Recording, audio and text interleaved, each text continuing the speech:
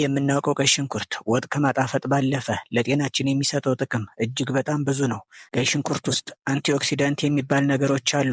እነዚህ ማለት በቃ በሰውነታችን ውስጥ ያሉ መጥፎና በሽታ አምጪ ነገሮችን የሚዋጉ ጠንካራ ወታደሮች ናቸው። ይህ ደግሞ እንደ ልብ ህመም፣ ካንሰር ካሉ በሽታዎች ይጠብቀናል። ቶሎ እንዳናረጅም ይረዳል። ቀይ ሽንኩርት ከነጩ የበለጠ ኃይል አለው።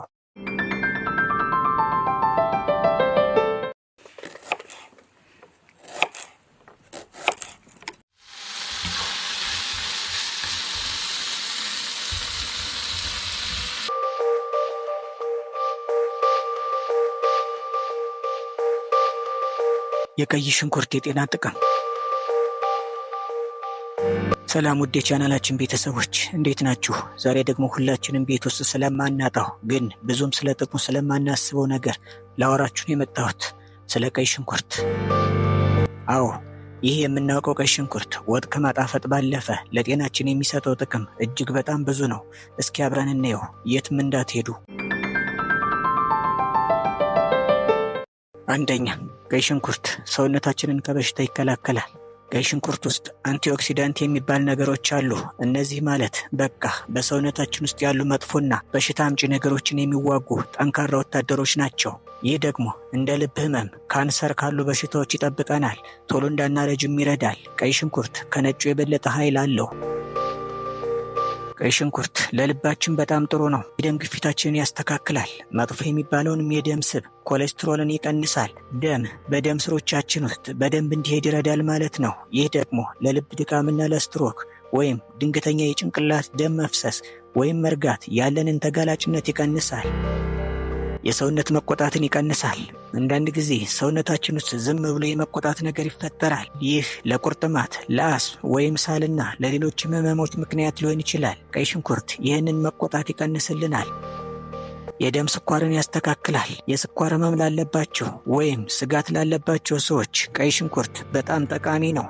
በደም ውስጥ ያለውን የስኳር መጠን እንዲስተካከል፣ እንዳይበዛም እንዳያንስም ይረዳል። ለሆዳችንና ለመፈጨት ጥሩ ነው። ሽንኩርት ውስጥ ፋይበር የሚባል ነገር አለ። ይህ ሆዳችን ምግብን በደንብ እንዲፈጭና እንዳይደርቅ ወይም የሆድ ድርቀት እንዳይዝ ይረዳል። ደግሞ ሆዳችን ውስጥ ያሉ ባክቴሪያዎችን ይመግባል። ይህ ደግሞ ሆዳችን ጤነኛ እንዲሆን ያደርጋል።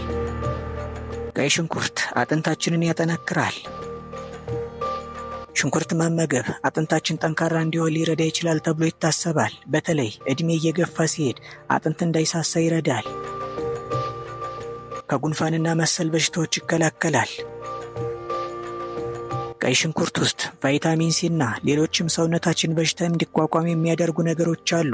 ስለዚህ ጉንፋን፣ ብርድ በቀላሉ እንዳይዘን ይረዳል። ትናንሽ ጀርሞችንም ይዋጋል ወይም ይከላከላል። ታዲያ ይህን ሁሉ ጥቅም ለማግኘት ሽንኩርትን እንዴት እንጠቀመው? ጥሬውን ሰላጣ ላይ ጨምረን ወጥ ስንሰራ፣ በእንቁላል ፍርፍር ወይም ቅቅል ላይ፣ ሳንድዊች ላይ አድርገን በቃ በብዙ አይነት መንገድ መጠቀም እንችላለን። መዘንጋት የሌለበት ጠቃሚ ነገር፣ ጥቅሙ በደንብ እንዲደርሰን ከፈለግን ጥሬውን መብላት ወይም ትንሽዬ አብስሎ መጠቀም ይመረጣል። ማሳሰቢያ፣ እርግጥ ነው ጥቅሙ ብዙ ቢሆንም አንዳንድ ሰው ሽንኩርት ላይስማማው ይችላል። ሆድ ሊያቃጥል ወይም ሊያማችሁ ይችላል። ስለዚህ እንደ ማንኛውም ምግብ በልክ መሆን አለበት። የሆነ የጤና ስጋት ካለባችሁ ሐኪም ማማከር ጥሩ ነው። ይህ ቪዲዮ ምክር ሳይሆን መረጃ መስጠት ነው። ስለዚህ ወገኖቼ ቀይ ሽንኩርት ቀላል ቢመስልም ለጤናችን በጣም ወሳኝ ነው። በየቀኑ ምግባችን ውስጥ ትንሽ እንኳን ብንጨምር ብዙ ጥቅሞችን እናገኛለን።